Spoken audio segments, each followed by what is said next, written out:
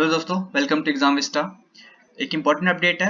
जैसा कि बहुत सारे स्टूडेंट्स जो है वो परेशान थे कि डीडीए का जो रिजल्ट आया जीएसए का उसमें कैसे कैलकुलेट होनी है स्पीड। तो डीडीए ने अपने ऑफिशियल ट्विटर हैंडल से रिप्लाई किया है एक कैंडिडेट को जिसने पूछा था कि नोटिफिकेशन इंस्ट्रक्शंस में जो थे वो 35 वर्ड पर मिनट लिखा गया था, जो कि एक घंटे में 10,500 की डिप्रेशंस होते हैं। तो डीडीए ने रिप्लाई किया। यहाँ पे आप देख सकते हो कैसे आपकी स्पीड कैलकुलेट होनी है। यहाँ पे आप देख सकते हो, यहाँ पे लिखा हुआ है please see the calculation below, मतलब बिलो कैलकुलेशन। यहाँ पे देखो इन्होंने लिखा हुआ है कि अगर एक घंटे की बात करें हम, तो एक घंटे में 10,500 की डिप्रेशन होती है। अगर हम 60 से डिवाइड करें इसको, तो 175 हमारे पास वर्ड टाइप आता है। ठीक है, हमने कि एक घंटे में कितने वर्ड टाइप किए हैं। और उसको अगर हम 5 से डिवाइड करें, जो कि उनकी नोटिफिकेशन में लिखा हुआ था कि 5 की strokes is equal to 1 word on an average. तो यहाँ पे अगर इसको हम 5 से डिवाइड करें तो स्पीड निकल के आती है 35। ठीक है, और इनका यहाँ पे नीचे इन्होंने बोला भी है कि speed is always calculated on the words correctly typed, therefore net speed per minute will be equal to words correctly typed divided by time. तो ये बहुत बड़ी कंफ्यूजन थी स्टूडेंट्स के बीच में, जो कि अभी इन्होंने सॉल्व कर दी है। यहाँ पे आप देख सकते हो ये सेम रिप्लाई अब सबको जा रहा है। ये देखो यहाँ पे इन्होंने सेम रिप्लाई दिया है, ये सेम चीजें हो रही हैं। यहाँ पे देखो स्पीड इज ऑलवेज कैलकुलेटेड। यहाँ पे ये बार बार रिप्लाई कर रहे थे कि स्पीड जो कैलकुलेट होगी वो करेक्टली वर्ड टाइप और डिवाइडेड बाय टाइम से होगी।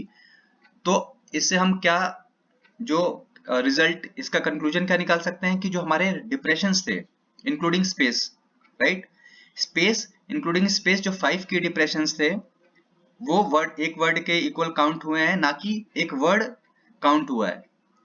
आपको बात समझ आ रही होगी मोस्ट प्रॉब्ली।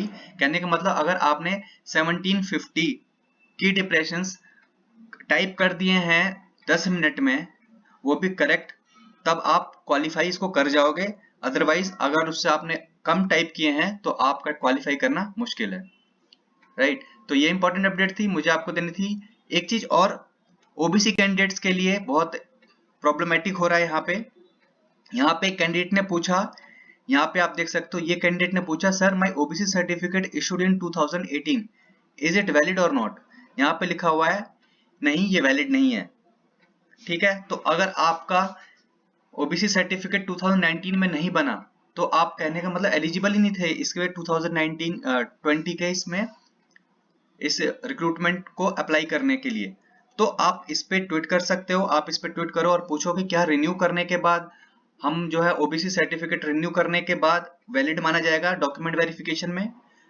अदरवाइज बहुत सारे कैंडिडेट्स होंगे जिनका जरूरी नहीं है कि उन्होंने 20 में अप्लाई किया तो उनका 19 में ही ओबीसी सर्टिफिकेट बना हो। यूजुअली क्या होता है कि 3 साल के लिए वैलिड होता है, बट यहाँ पे ये लोग मना कर रहे हैं क्योंकि ये लोग 1 साल पुराना ही एक्सेप्ट कर रहे हैं, उसके बाद का एक्सेप्ट नहीं कर रहे हैं। तो आप ट्वीट करके इनसे पूछो कि अगर हम रिन्यू करवा ले तो क्या वो डॉक्यूमेंट वेरिफिकेशन वैलिड माना जाएगा। तो ये इंपॉर्टेंट अपडेट थी। बाकी आपके और कोई क्वेरी है तो आप कमेंट बॉक्स में मेंशन कर सकते हो, उस पर मैं वीडियो बना दूंगा और बाकी सारी चीजें हम डिस्कस कर लेंगे, राइट। तो thank you for watching Exam Vista. इसी की अपडेट के लिए, आगे अपडेट के लिए, डीडीए के बारे में आगे अपडेट में देता रहूंगा। इसके अपडेट के लिए आप चैनल को सब्सक्राइब कर सकते हो, लाइक कीजिए और जो बेल बटन है उसको प्रेस कर लीजिए ताकि नोटिफिकेशन आपके पास चला जाए, right. Thank you for watching Exam Vista. मिलते हैं फिर नेक्स्ट वीडियो में। Till then take care.